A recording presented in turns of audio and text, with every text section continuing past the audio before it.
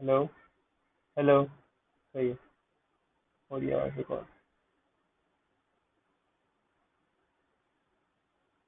आमिर को जरा जल्दी बुला लें। आमिर को, और हमारे पास कौन रह गया? बस आमिर को बुला लें। हाँ, आमिर ही आया था आज। और अमान, जैन कहाँ रह गया? कह रहे थे जैन आ रहा है, और मुहिब भी।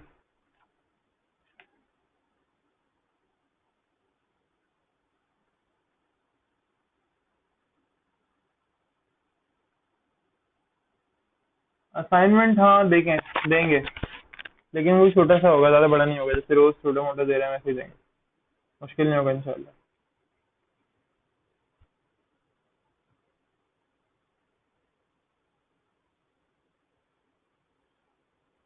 और भाई सबसे मुखातिब हूँ, नताशा, निशा, हुजैफा, अमान, अरीबा और उसाम, सबसे मुखातिब हूँ भाई। असाइनमेंट सब सबमिट करेंगे लाजमी, ठीक है?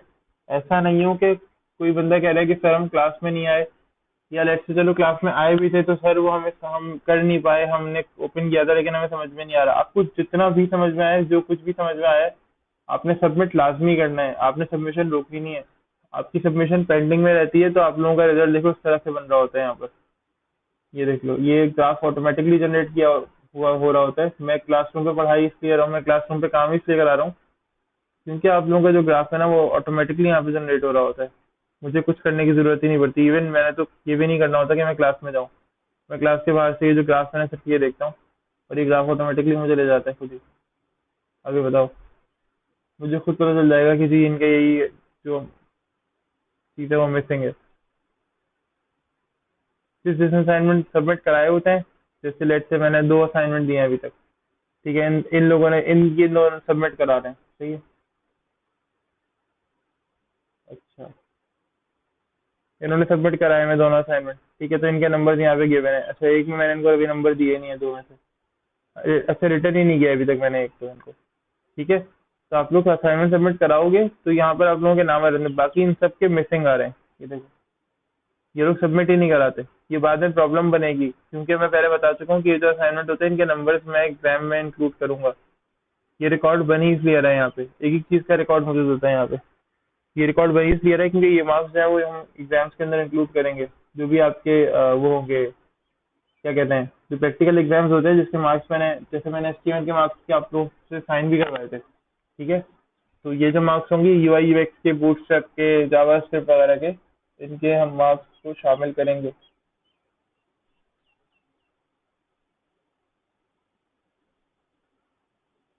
सब लोग आ जाएं तो मुझे बता दें यार। 7 लोग हो गए।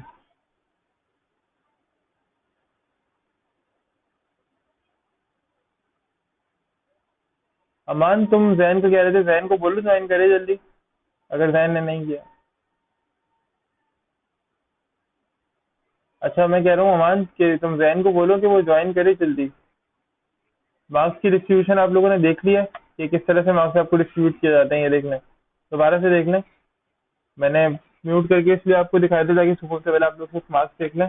और ये देख लें इस तरह से जिस जिसके मैसिंग आ रहे हैं मार्क्स, ये लोग सबमिट कर रहे हैं। हुजैफा ने सबमिट किया है, निशा ने सबमिट किया है मुझे, ठीक है? इसके अलावा सिर्फ एक अरीबा है, इन्होंने सबमिट किया। ये 3 लोग सिर्फ सबमिट कर रहे हैं मुझे। तो मार्क्स सिर्फ इन तीनों को ही मिल रहे होंगे क्योंकि मैं आप लोगों को बता चुका हूँ कि इसके मार्क्स आप लोगों के प्रैक्टिकल एग्जाम्स के अंदर काउंट होते हैं।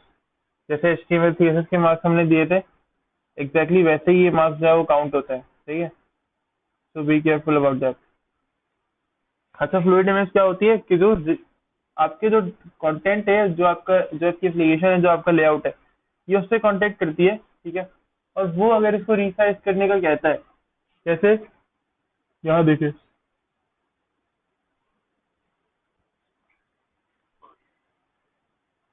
अगर इसका रिस्पेक्टिव कंटेंट इसको रिसाइज करने का कहता है तो ये अपने आप को रिसाइज करती है, सही है? ये फ्लूइड इमेज इस तरह से बन जाती है, ठीक है? लोग बिट नहीं बना रहे होते हैं, हम इसे बूटस्ट्रैप से बनाएंगे तो हमें इन सब चीज़ों की टेंशन लेने की जरूरत नहीं है। अच्छे कुछ नेविगेशन मेन्यूज होते हैं, क्या क्या यूज कर रहे होते हैं? ये button bar, tab bar, call of action, ठीक है? शॉर्ट एंड सिंपल मेन्यूज को थोड़ा सा रीड कर लीजिएगा, मैं बता देता हूँ। इस तरह के मेन्यूज होते हैं जो बनते हैं एंड, इस तरह एंड में, ठीक है? अच्छा जी। ये एक रिस्पॉन्सिव वेब डिजाइन बन गया है, ठीक है, टैब बार का, सही है। जरूरत नहीं होती आमतौर पे ऐसे, यानी ये वो स्टाइल होता है जैसे अलग अलग टैब्स के अंदर जो डिजाइन आपके पास ओपन होकर आ रहे होते हैं, ठीक है। बेसिक डिजाइन है, बहुत सिंपल है, इसके अंदर कोई खास कोई चीज है नहीं। देखो यहाँ पे लिखा हुआ भैया, tab bar can be use as the main navigation for a site, ठीक है। तो ये main navigation for a site के लिए यूज हो रहा होता है। ये बॉटम पे जो आप नेविगेशन बार देख रहे हैं ना स्क्रीन के ऊपर, ये टैब बार कहलाते हैं, ये छोटे छोटे नेविगेशन बार। अब इस तरह की चीजें अब आमतौर पे लोग यूज नहीं करते, हम लिस्ट और इस तरह के मेन्यूज यूज कर रहे होते हैं, ऐसे मेन्यूज यूज कर रहे होते हैं, ठीक है। सो अच्छा, स्लाइड्स टू मेन्यू, हम ये लाइंस भी अब यूज नहीं करते, ये पहले लोग यूज कर रहे होते थे वेबसाइट के अंदर, ठीक है। अब ये वाली अप्रोच भी लोग हम यूज नहीं करते, ठीक है। जैसे जैसे आगे बढ़ते जा रही हैं चीजें, हम इस तरह की चीजों से आगे बढ़ते जा रहे हैं, ठीक है। ये बहुत बेसिक बेसिक चीजें होती हैं, इनको अब यूज नहीं किया जाता। तभी एक मरतबा रीड कर लें।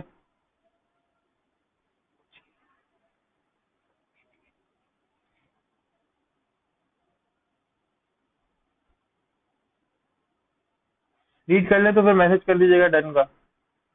और कोई क्वेश्चन है तो अभी तक तो पूछना है।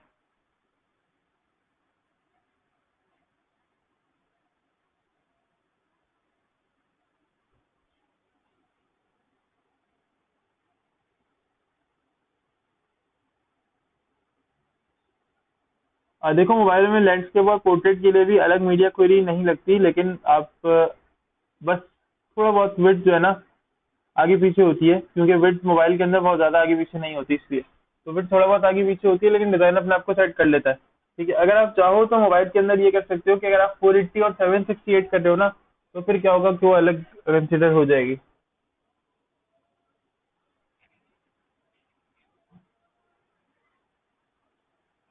एज सच अलग नहीं लगती, लेकिन अगर आप बिल्कुल 460, 380 और इन सबको भी डिवाइड कंसिडर कर रहे हो अपनी मीडिया क्वेरी के अंदर, ये सारे ब्रेक पॉइंट्स भी यूज कर रहे हो, तो फिर आपका काम हो जाएगा।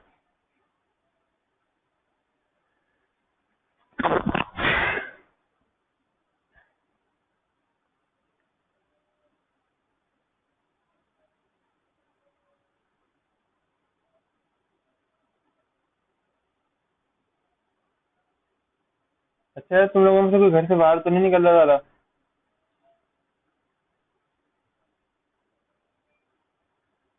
ठीक है। अच्छा, देखते हैं, लास्ट सेशन भी देख लेते हैं क्या था।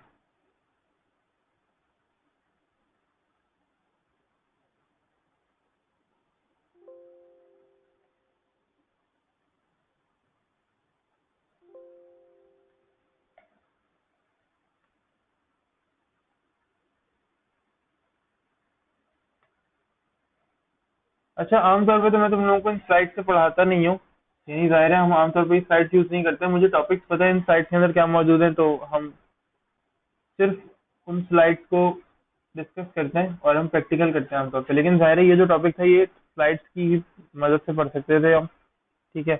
या तो मुझे स्लाइड्स खुद बनानी पड़ती, या तो मैं अब वेबटेक की स्लाइड यूज कर रहा हूँ, ठीक है। तो एक सिर्फ एक मतलब एक बात तुम लोगों से ही करनी है कि कोशिश करना है ये स्लाइड्स कहीं शेयर ना करो, ठीक है। क्योंकि ये स्लाइड्स यानी आउटसाइडर्स के लिए नहीं है, ये सिर्फ वेबटेक के स्टूडेंट्स के लिए, सिर्फ तुम लोगों के लिए, ठीक है।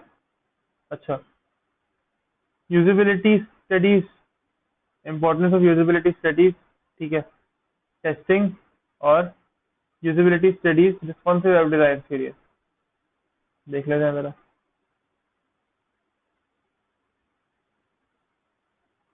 एक यूजिबिलिटी स्टडी होती क्या है?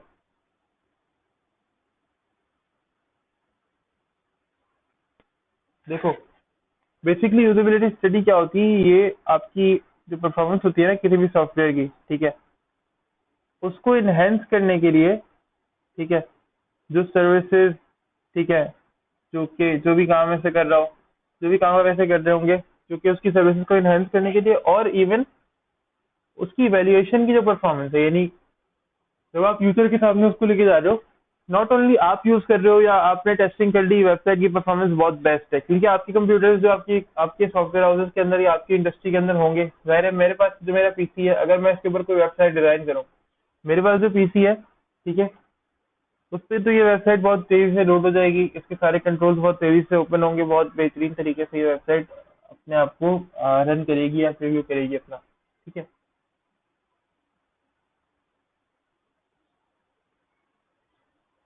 बट लेट से मेरा जो यूजर है वो अभी आज भी पेंटियम 4 यूज कर रहा है, पेंटियम 5 यूज कर रहा है, ठीक है, या कोर i3 यूज कर रहा है, या कोर 2 यूज कर रहा है।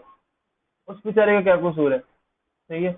उसने तो मुझे वेबसाइट बनाने को दी थी, उससे मैंने कहा था कि यार सही है आपकी कोर 2 पे चल जाएगी।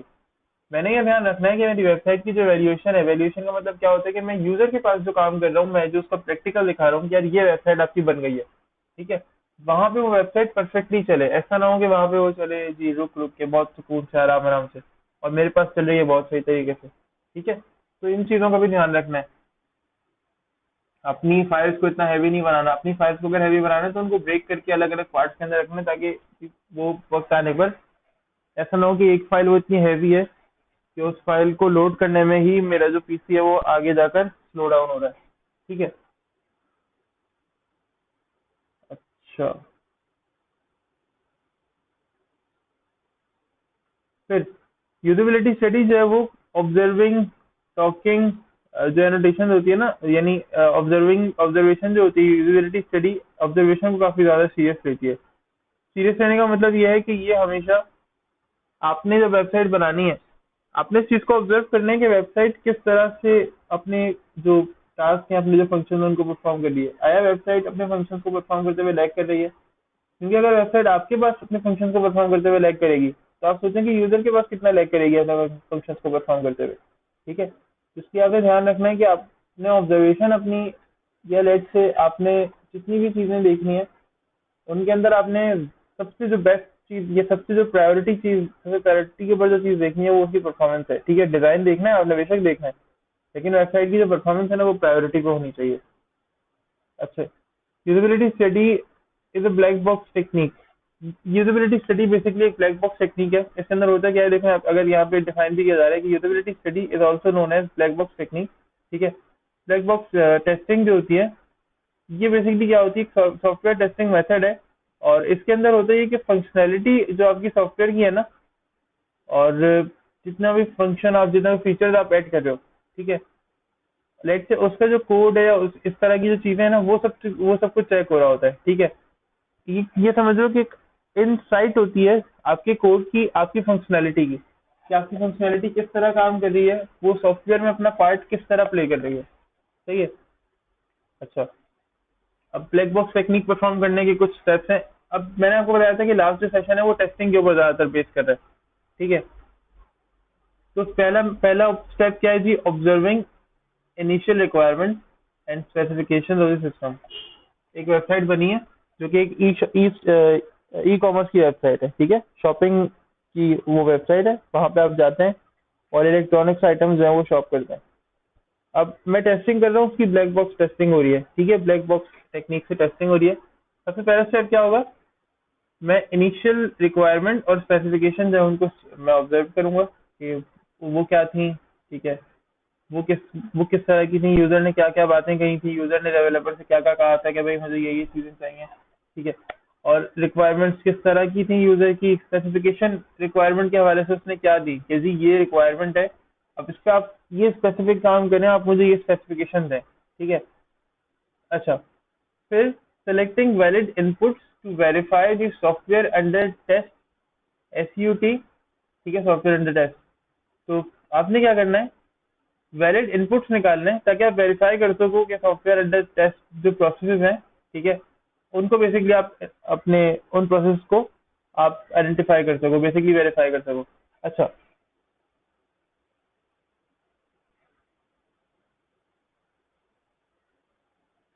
इसका मतलब क्या होता है, सॉरी थोड़ा सा मेरा माइक थोड़ा सा इशू कर रहा था। ठीक है। इसका मतलब क्या होता है कि आप वो तमाम इनपुट्स के जिसके थ्रू आप वेबसाइट के अंदर इनपुट ले सकते हो या वेबसाइट के अंदर कोई इनपुट दे सकते हो। ठीक है, वो बटन भी हो सकता है, वो टेक्स्ट बॉक्स भी हो सकता है, वो कोई लेवल भी हो सकता है, वो कोई लेवल तो खैर नहीं होगा लेकिन वो कोई टेक्स्ट बॉक्स या वो कोई चेक बॉक्स भी हो सकता है। ठीक है, उन सबको चेक करना। Then knowing expected outputs for all the inputs provided। आप ये सारी चीजें जानना, ठीक है, या वो सारे रिजल्ट्स जानना जो आपकी वेबसाइट में लगे हुए इनपुट से आएंगे। यानी आपने वेबसाइट के अंदर जितने भी ऑप्शंस बनाए हैं, जितने भी फंक्शन या फीचर ऐड किए हैं, ठीक है, उनमें जो जो इनपुट है, लेट्स से एक बटन है, आप उसको प्रेस कर रहे हैं तो एक आउटपुट शो होगा, ठीक है। आप एक छोटा सा फंक्शन परफॉर्म कर रहे हैं तो उस फंक्शन के परफॉर्म करने पर एक आउटपुट शो होगा। अब वो आउटपुट जानना जो आपकी वेबसाइट में मौजूद किसी भी इनपुट के थ्रू परफॉर्म किया गया हो, ठीक है। एक फेज ये भी होता है आपकी ब्लैक बॉक्स टेक्निक टेस्टिंग का।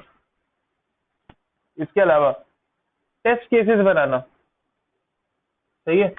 लेट्स से आपका एक पेज है लॉगिन का, अब उस पर आप टेस्ट केस बनाओ। टेस्ट केस बनाने का मतलब क्या है कि उसके अंदर यूजर नेम और पासवर्ड एंटर करने की जगह आप यूजर नेम में तो यूजर नेम लिख रहे हो और पासवर्ड में जाके आप ईमेल एड्रेस लिख देते हो। पासवर्ड में जाके आप अल्फा न्यूमेरिक वैल्यू की जगह पूरी की पूरी न्यूमेरिक वैल्यू लिख देते हो, पूरी की पूरी अल्फाबेटिकल वैल्यू लिख देते हो, ठीक है।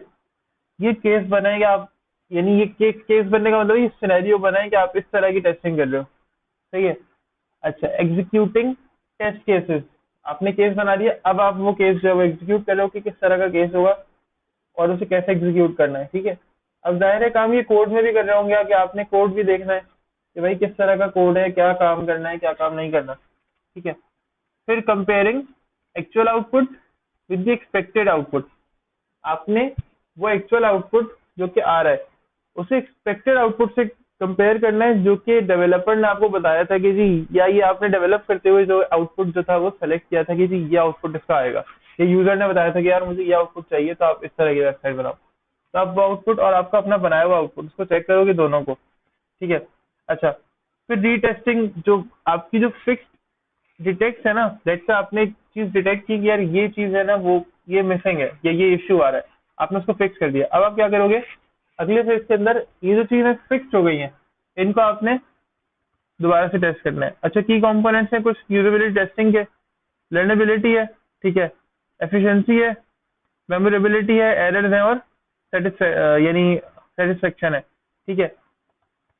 अगर देखें तो बेसिक जो टास्क होता है ना उनके अंदर हमें कंप्लीशन मिल जाती है, ठीक है, आसानी होती है उनको कंप्लीट करने में, अगर आप इसको इससे सीखेंगे, ठीक है।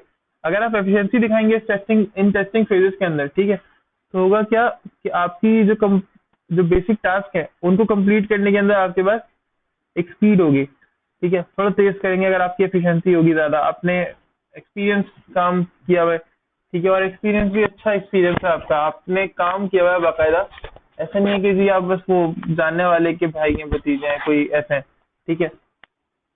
अच्छा, मेमोरेबिलिटी, तो जी यहाँ पर क्या होगा, remembering how to use the product effectively ever after a period of time.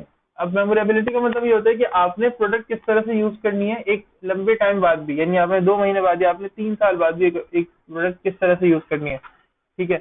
Errors, अच्छा, detecting the frequency and the severity of the error, आपने क्या करना है कि एरर्स की फ्रीक्वेंसी डिटेक्ट करनी है। डेवलपर का जो बैठा हुआ है उसने एरर्स की डेफिनेशन जो वो है ना कि किस फ्रीक्वेंसी या किस फ्लो के साथ एरर आ रहे हैं वो सब डिटेक्ट करेगा। अब वो डिटेक्ट होंगे तभी वो एरर आके सॉल्व होंगे, ठीक है।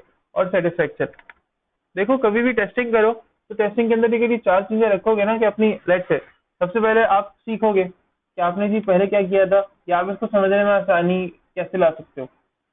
इसके बाद आप एफिशिएंसी, अगर आपकी स्पीड तेज होगी, आपने एक्सपीरियंस जगह से काम किया हुआ है, ठीक है, और आपका काम खुद एक्सपीरियंस है, आप खुद तो एक्सपीरियंस हो, आपका काम एक्सपीरियंस है, आपको पता है कि इंडस्ट्री में किस तरह से क्या काम करना है, ठीक है, तो आपकी जो काम करने की स्पीड है वो तेज होगी। मेमोरेबिलिटी के अंदर ये सीन है कि अगर आपने इस तरह की प्रोडक्ट्स यूज किए हुए हैं, अगर आपको एक अंदाजा है कि ऐसी प्रोडक्ट्स कैसे यूज की जाती हैं, उनका टेस्ट कैसे किया जाता है, तो आप उनको तेज कर सकते हैं और ज्यादा से ज्यादा अच्छा आउटपुट हासिल कर सकते हैं। अच्छा, एरर्स का सीन ये कि आपने कोशिश ये करनी है ज्यादा से ज्यादा एरर्स जो है ना वो इकट्ठे करना है, ठीक है, ताकि उनको डिटेक्ट करके उनको सॉल्व किया जा सके। और हमेशा याद रखें यूजर की सेटिस्फेक्शन जो है ना उसको लाजमी रखना है। Feeling of contentment after using the system, आपने यूजर की सेटिस्फेक्शन को लाजमी रखना है प्रायोरिटी के ऊपर। अच्छा, कंसिडरेशन है, ठीक है, वाइल कंडक्टिंग यूजेबिलिटी टेस्टिंग है, कुछ कंसिडरेशन होती है कि आपने ध्यान में कुछ चीजें रखनी है। Verified if user can finish specified task successfully, आपने वेरीफाई करना है कि जी ये जो यूजर है जो आप काम कर रहे थे, जो वेबसाइट भी यूज कर रहा था, वो उसके टास्क को किसी भी स्पेसिफाइड टाइम में या कोई भी तरीके के साथ सबमिट कर पूरा कर सकता है, कंप्लीट कर सकता है, परफॉर्म कर सकता है। ठीक है। फिर ascertain the time to finish the specified task, यानी कोशिश करें कि अपना जो टाइम है ना वो एक फिक्स कर लें, बता दें पहले से कि जी ये इतना टाइम होगा, ये समझ लें कि कैलकुलेट कर लें, एस्टिमेट लगा लें। ठीक है। अच्छा, validate the approval level of user with the web function, with the web functions, websites और अदर प्रोडक्ट्स। आप कोशिश करो कि यूजर की जो अप्रूवल है ना वो लाजमी लो, क्योंकि मैं आपकी वेबसाइट के अंदर यही चेंजेस लाना चाहता हूँ, तो आप मुझे बताओ कि क्या मैं कर सकता हूँ। ठीक है, यूजर की अप्रूवल लाजमी। अच्छा, फिर कैटेगराइज करो चेंजेस को जो कि नेसेसरी हैं किसी वेबसाइट की परफॉर्मेंस के अंदर या उसकी प्रोग्रेस को अच्छा करने के लिए, उन चीजेस को कैटेगराइज करो।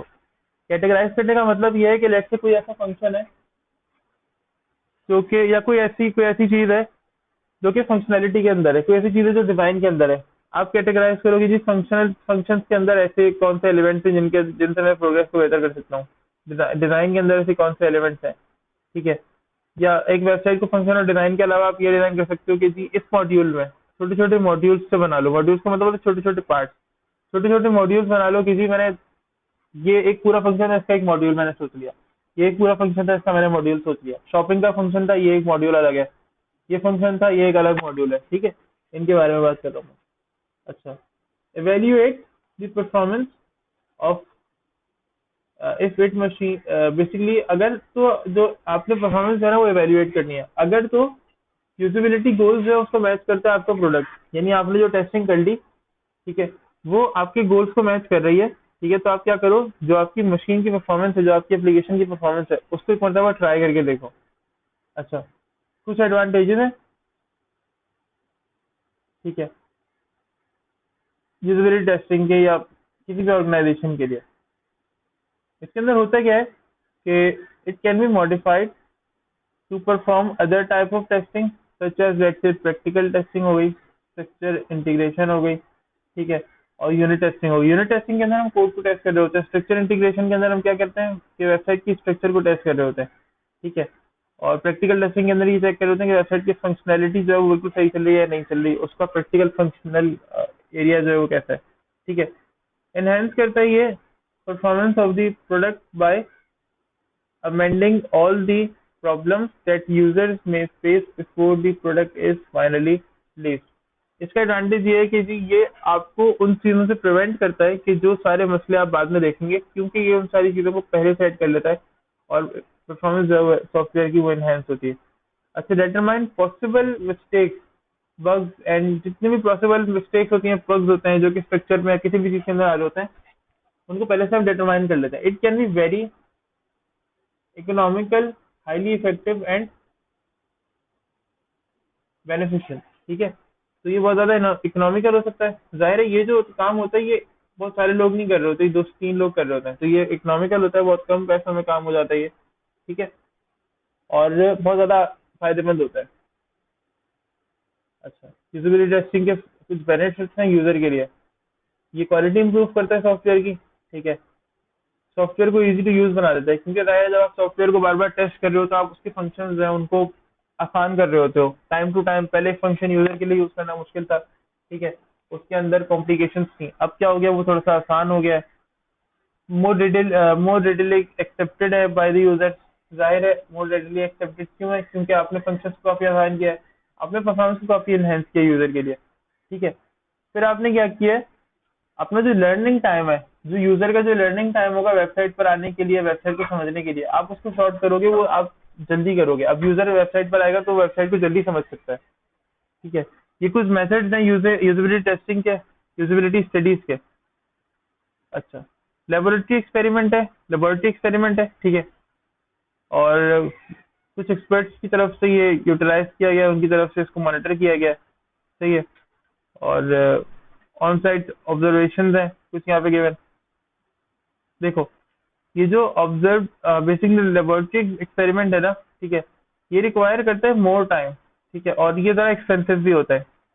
जबकि अगर ऑन साइट ऑब्जर्वेशन है, ठीक है, तो ये क्या करती है, on site observation testing is conducted on site which enables the study of user actual working environment। ये क्या करती है, यूजर का जो एक्चुअल वर्किंग एनवायरनमेंट होता है ना उसको टेस्ट करने का मुझे मौका देती है। ठीक है, यूजर किस जगह काम कर रहा है, किस तरह का एनवायरनमेंट है, कैसी डिवाइस है यूजर के पास जिसको मेरी एप्लीकेशन यूज कर रहा है जो मैं उसको बना के दिया।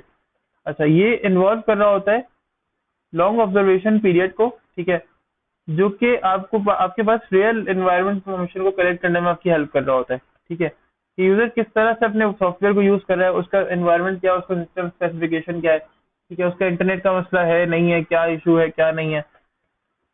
अच्छा, ये कम एक्सपेंसिव होता है, usability other usability testing method से कम एक्सपेंसिव होता है ये, क्योंकि इसके अंदर एक से दो बंदे होते हैं। Checklist of usability testing, accessibility, navigation और कंटेंट। अब एक्सेसिबिलिटी का मतलब देखो क्या होता है। एक्सेसिबिलिटी क्या कर रही होती है कि आपका जो लोडिंग टाइम है वेबसाइट का, ठीक है, वेबसाइट कितने टाइम में एक्सेस की जा रही है, और ये सारी चीजें आपकी एक्सेसिबिलिटी चेक कर रही होती है। ठीक है। अच्छा, नेविगेशन क्या चेक कर रही होती है कि आपका जो यूजर है वेबसाइट की नेविगेशन को इजीली एक्सेप्ट कर रहा है। ठीक है, वेबसाइट क्या नेविगेशन परफेक्टली डन कर रही है, सारे काम सही से हो रहे हैं। ठीक है, बटन और लिंक्स जो है वो बिल्कुल सही चल रहा है नहीं चल रहा है। ठीक है। अच्छा, कंसिस्टेंट है पेजेस या नहीं है, आया बहुत ज्यादा वेरी कर रहे हैं या बहुत ही ज्यादा कांस्टेंट है। कंसिस्टेंट होने चाहिए, टाइम टू टाइम चेंज हो, नीड के हिसाब से अपनी रिक्वायरमेंट के हिसाब से पेजेस चेंज हो, अपडेट हो, और ये सारा काम टाइम टू टाइम चलता रहे। ऐसा ना रहे कि कोई चीज बहुत लंबे टाइम तक कांस्टेंट है और कोई चीज बहुत जल्दी जल्दी वेरिएबल चेंज हो रही है। ठीक है। फिर टेस्टिंग कंटेंट, इसके अंदर कंटेंट आ गया यूजेबिलिटी के अंदर। आपका कंटेंट कैसा है, यूआरएल है, एचटीएमएल पेजेस हैं, पिक्चर्स हैं, वीडियोस हैं, ठीक है, आपकी नेविगेशन है, ठीक है, हाईलाइटिंग जो आपने की है वो सब आया, यानी ये समझ लो कि वो सब टॉपिक से रिलेटेड है या नहीं है। अमूमन लोग क्या करते हैं, किसी वो वेबसाइट है ई कॉमर्स की और ऐड लगाया है पबजी का, वेबसाइट है क्लोथिंग की, ऐड लगाया हुआ है चॉकलेट का। ठीक है, तो इससे बचें, कोशिश करें अपने अपनी डोमेन के अंदर एड्स या अपनी डोमेन के अंदर जो कंटेंट है वो पोस्ट करें। अब जाहिर है वो तो एड की बात अलग होती है कि गूगल कोई भी एड उनको लगा के दे सकता है, बट आपने कोशिश ये करनी है कि अपने अंदर अपनी वेबसाइट के अंदर जो कंटेंट है वो अपने एक डोमेन के हिसाब से रखें। अच्छा जी, ये यूजेबिलिटी टेस्टिंग के कुछ स्टेप्स हैं। ठीक है, सबसे पहले आपने क्या करना है, एक टेस्ट प्लान बनाना है कि आपका टेस्ट होगा किस तरह से। ये देखो, identifying objectives and elements that need to be tested. आपने वो ऑब्जेक्टिव और वो एलिमेंट्स जो कि टेस्ट किए जाने हैं उनको आपने एक मतलब आइडेंटिफाई करना, उनको बनाना है। ठीक है, specifying the features of of the test group, यानी आपने वो फीचर्स देखने हैं जिनका आपने टेस्ट करना है, वो फीचर्स आपने स्पेसिफाई कर लेना है। ठीक है, सेलेक्ट ए टेस्ट एनवायरनमेंट, आपने सेलेक्ट लास्ट जो टेस्ट एनवायरनमेंट है ना वो लाजमी आपने एक मतलब देखना है कि आपका जो टेस्ट एनवायरनमेंट है वो क्या होगा। Finalising an environment consisting of required software and hardware, जाहिर है आपका जो यूजर है ना आपने कोशिश करनी है कि उसके एनवायरनमेंट को टेस्ट करें। ठीक है, सर्च एंड असाइन यूजर, अब अपनी क्या करना है, मुख्तलिफ यूजर्स को आपने सर्च करना है कि आप उनको ये टेस्ट परफॉर्म करने के अंदर हेल्प करा सके, वो आपकी हेल्प कराएंगे। ठीक है, कि भाई लेट्स से आपने एक सॉफ्टवेयर यूजर को दे दिया कि यार अब ये सॉफ्टवेयर तुम यूज करो, अब उसका फिर जो भी फीडबैक होगा ना आप उसकी मदद से अपने वेबसाइट को सर्च करेंगे या अपनी वेबसाइट को आप टेस्ट करेंगे और उसके जो बग्स है ना उनको निकालेंगे। ठीक है, वो यूजर्स आपकी हेल्प करेंगे। अब वो कंपनी के, वो जिस कंपनी का आपने सॉफ्टवेयर बनाया उस कंपनी के यूजर्स भी हो सकते हैं, कंपनी के एम्प्लॉयज भी हो सकते हैं। फिर शेड्यूल, जो टेस्ट सेशंस हैं इनको शेड्यूल करें। ठीक है, एक मॉडरेटर जो होता है वो परफॉर्म कर रहा होता है। मॉडरेटर क्या होता है, रिस्पॉन्सिबल होता है सिक्योरिटी और ईज ऑफ यूजर्स का। ठीक है। अच्छा, मॉडरेटर मैनेज कर रहा होता है क्या चीज, सारे जो टेस्टिंग टीम्स होते हैं उनको मॉडरेटर मैनेज कर रहा होता है। फिर टेस्ट चेकलिस्ट जो होती है वो बनाए, मटीरियल इस तरह का जो मटीरियल होता है, जो टेस्ट चेकलिस्ट होती है कि जी टेस्ट के अंदर क्या क्या चीजें पूछी जानी है, किस तरह से बनेगा। किसी वेबसाइट का टेस्ट है तो जाहिर है उसके अंदर क्या क्या चीजें हैं जिनके बारे में क्वेश्चन आप करेंगे, वो सब लिस्ट वगैरह डॉक्यूमेंटेशन वगैरह जो है वो बनाएंगे। ठीक है, फिर इंटेरोगेट करेंगे यूजर के साथ, जो कि आपने भी करना है मॉडरेटर ने भी करना है, उनका फीडबैक लें। ठीक है, फीडबैक फ्रॉम यूजर्स आपने लाजमी करना है। ठीक है, इंटेरोगेटिव सेशंस रखने हैं आपने यूजर्स के साथ, किसी उसको कोई प्रॉब्लम आ रही है नहीं आ रही। यूजर्स का जो डाटा है जो उसके पास है आपने उसको एनालाइज करना है, उसको देखना है कि वो किस तरह का डाटा है। फिर कुछ लिमिटेशन है। ठीक है, देखो, it is tedious and time consuming, जाहिर है ये टेडियस है यानी बड़ा है और टाइम कंज्यूमिंग है, टाइम ज्यादा लेता है ये, क्योंकि जाहिर है आपने यूजर्स के साथ इंटरोगेटिव सेशंस रखने हैं, यूजर की टेस्टिंग आपको देखनी है। यूजर जो टेस्टिंग आपके हिसाब से नहीं करता उसको टाइम लगता है। ठीक है, उसको एक एक्सपेक्ट बताना है आपको कि यार देखो इस तरह से टेस्ट करो, इस तरह से टेस्ट करो, मुझे इस तरह का डेटा चाहिए, आप इस तरह से टेस्ट करो, फिर इस तरह से पता चलेगा आपको। ऐसे आपने लेट से गलत गलत वैल्यूज एंटर करनी है, जबकि आप क्या कर सकते हो, आप तो ये कर सकते हो कि आप एक छोटा सा कोड रन करो जावा के ऊपर, और ऑटोमेटिकली गलत गलत वैल्यूज है ना टेक्स्ट बॉक्स के अंदर वेबसाइट के ऊपर अपलोड होने, टेस्ट होनी शुरू हो जाए। ठीक है, लेकिन यूजर तो नहीं कर सकता ना। अच्छा, कंक्लूजन ड्राइव जो होता है वो 100% एक्यूरेट नहीं होता। ठीक है, लेकिन आपको सिनेरियो जो होता है ना, ये जो सिनेरियो टेस्टिंग होती है, क्योंकि इसलिए 100% नहीं होता क्योंकि जो सिनेरियो टेस्टिंग जो होती है वो 100% एक्यूरेट नहीं होती आपके एनवायरनमेंट से, जो यूजर एनवायरनमेंट यूज कर रहा होता है, या जो आप एनवायरनमेंट जिसमें यूज कर रहे होते हो। ठीक है। अच्छा, टेस्टिंग का जो यानी जो ये समझ लो कि ये टेस्टिंग होती है ना, ये शॉर्ट पीरियड ऑफ टाइम के लिए होती है। जाहिर है यूजर वेरी करते हैं, तो वेबसाइट का यूजिंग स्टाइल वेरी करता है, और फिर नेक्स्ट टाइम जो रिजल्ट होंगे वो अलग मिलेंगे। इस मतलब जो रिजल्ट है वो अलग है। It is not possible to know response of user in long term. जाहिर है यूजर जाते रहते हैं, वेबसाइट के जो यूजर्स हैं वो जाते रहेंगे। जैसे कंपनी वेबसाइट आपकी यूज कर रही है, तो वहाँ पे एम्प्लॉयज जाते रहते हैं, नए एम्प्लॉयज आते रहते हैं, इसलिए। ठीक है। अच्छा, मोबाइल वेबसाइट टेस्टिंग तो रोल ओवर्स हो गए, रोल साइजिंग हो गई, ओवरले एंड पॉपअप्स हो गई, ये चीजें जो है ना ये आपने टेस्टिंग करनी है। ठीक है। रिस्पॉन्सिव टेस्ट हो गए, रिस्पॉन्सिव लेट से, अब ये कुछ टूल्स हैं, ठीक है, जो कि रिस्पॉन्सिव डिजाइन के लिए यूज होते हैं, जिसके अंदर रिस्पॉन्सिव डिजाइन हो गया। अच्छा, एक मतलब मैं मीटिंग में ऑफ करके ऑन कर रहा हूँ, 6 मिनट है बल्कि अभी। ठीक है, ये क्या कर रहा होता है, आपको पेजेस के बारे में, जो उसकी लुक है डिवाइस के हवाले से, उसके बारे में दिखा रहा होता है कि जी डिफरेंट साइज के अंदर इनकी लुक जो है वो किस तरह की है, जो रिस्पॉन्सिव टेस्ट होता है। ठीक है। फिर रिस्पॉन्सिनेटर जो टेस्ट होता है वो क्या कर रहा होता है, आपको यूआरएल और जितने भी आउटपुट होते हैं ना यूआरएल के, ठीक है, उसका सीक्वेंस जो होता है उसको आपको हेल्प करना होता है कि आप उसको चेक कर सकें कि जितने भी यूआरएल है उनके सीक्वेंसेस और इस तरह की जो चीजें जो आपको रीडायरेक्शन करने में हेल्प कर रही हैं। ठीक है, आपको किसी भी वेबसाइट के ऊपर या अपनी ही वेबसाइट पे एक पेज से दूसरे पेज पे डायरेक्ट करने के अंदर जो चीजें हेल्प कर रही हैं वो क्या कर रही हैं। ठीक है। देन रिस्पॉन्सिव एक आ गया।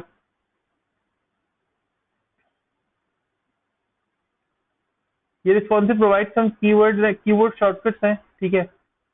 एग्जाम्पल, ये देखो, when you press the T key, ठीक है, you will get a tablet preview. ठीक है, आप टी प्रेस करते हो तो टैबलेट का प्रीव्यू मिल जाता है। इस तरह की जो चीजें होती नहीं आपको प्रोवाइड करते हैं ताकि आप वेबसाइट का रिस्पॉन्सिवनेस और इस तरह की चीजें जो है वो टेस्ट कर सको। व्यू पोर्ट रिसाइजर है। ठीक है। अच्छा, और स्क्रीनिफाई है, ये सारे टूल्स हैं जो आपको इंटरनेट पे मिल जाएंगे। ठीक है, आप इससे अपनी वेबसाइट के या फोन के वर्जन को टेस्ट कर सकते हो। सही है, इसको फर्दर थोड़ा सा रीड कर लेना, और फिर इसमें कोई मुश्किल आए तो मुझे बता देना। सही है। और बाकी ये कि मैं तुम लोगों का जो असाइनमेंट है वो 1 बजे तक मैं तुम लोगों को असाइन कर दूंगा। ठीक है, और वही उसका टाइम होगा रात में 12 बजे तक। तो रात 12 बजे से पहले पहले सबमिट कर देना, और सबने सबमिट करना है, ऐसा नहीं है कि कोई एक सबमिट कर रहा है और बाकी सारे सबमिट नहीं कर रहे। सब सबमिट करेंगे तो ही कोई फायदा होगा, वरना फायदा नहीं होगा।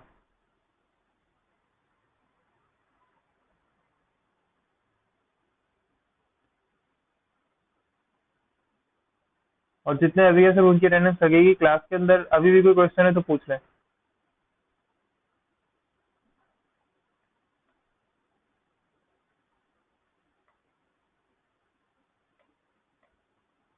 कोई क्वेश्चन है तो पूछ लें भाई। 12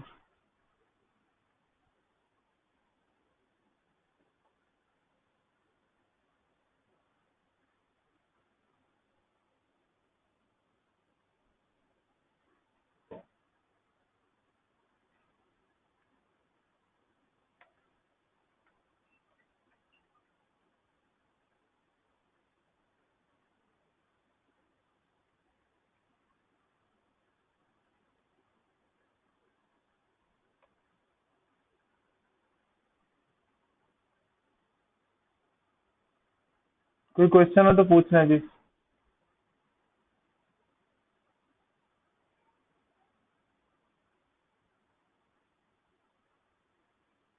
किसी का कोई क्वेश्चन नहीं है?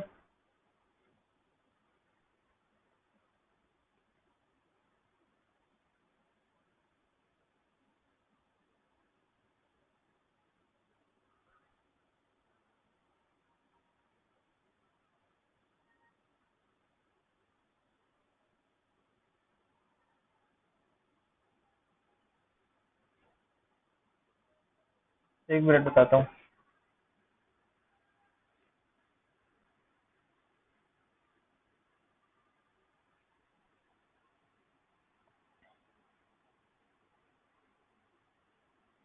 अच्छा, ब्लैक बॉक्स। देखिए ब्लैक बॉक्स में होता क्या है कि आपने अपनी वेबसाइट की टेस्टिंग करनी होती है, और अपनी वेबसाइट की टेस्टिंग आपने इस तरह से करनी होती है कि जो आपकी यूजेबिलिटी टेस्टिंग होती है ना, यूजेबिलिटी टेस्टिंग का मतलब होता है कि आपकी वेबसाइट को यूज किस तरह किया जाता है, इस पर्पस की जो टेस्टिंग होती है, यानी इस चीज की टेस्टिंग करनी है कि आपकी वेबसाइट को यूज कैसे किया जा सकता है, किस तरह से यूज हो सकती है।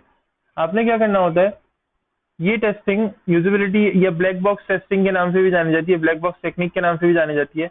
ये एक सॉफ्टवेयर टेस्टिंग मेथड होता है जिसके अंदर आप क्या करते हैं, फंक्शनैलिटी को टेस्ट करते हैं, ठीक है। यूजर की जितनी भी फंक्शनैलिटी होगी ना, ठीक है, उसको आपने टेस्ट करना है। और इसके अंदर होता क्या है कि यानी इसके अंदर बेसिकली अगर ये समझें तो आप इसको इंटरनेट, अगर आप ये कह सकते हैं ना कि इंटरनल जो आपका कोड है, ठीक है, बेशक आप उसको ना देखें, लेकिन आप एक तो ओवरऑल कोड को तो देखेंगे, लेकिन जो आपका ऐसा कोड है जो आप नहीं शो करना चाह रहे यूजर के सामने या किसी भी टेस्टर के सामने, आप उसको ना भी शो करें तो ये सारी जो टेस्टिंग है वो परफॉर्म हो सकती है, ठीक है। कभी ऐसा होता है कि कोड भी टेस्टिंग के अंदर, क्योंकि टेस्टिंग के अंदर सिर्फ वेबसाइट नहीं आती, टेस्टिंग के अंदर सिर्फ यही होता है कि वेबसाइट कितना तेज चल रही है। टेस्टिंग के अंदर वेबसाइट का कोड भी आता है कि कोड किस तरह से लिखा गया है, आया कोड क्या एक ही फंक्शन को बार बार कॉपी पेस्ट करके बनाया गया है, ठीक है, या उसी एक फंक्शन को बार बार कॉपी पेस्ट नहीं किया गया, यूज किया गया। यूज करना अलग होता है, कॉपी पेस्ट करना अलग होता है, यूज किया गया और फिर वो कोड बनाया गया, ठीक है। ये सारी चीजें टेस्ट हो रही होती हैं। अच्छा, ये स्टेप्स भी होते हैं इसके अंदर कि आपने किस तरह से रिक्वायरमेंट सेलेक्ट करनी है, ठीक है, किस तरह से एक्सपेक्टेड आउटपुट रिजल्ट्स देखने हैं, किस तरह से आपने टेस्ट केसेस बनाने हैं, उनको एग्जीक्यूट करना है, ठीक है, किस तरह से आपने वैलिड इनपुट और आउटपुट वेरीफाई करना है, ये सारी चीजें भी उसके अंदर मौजूद होती हैं, ठीक है। और कुछ,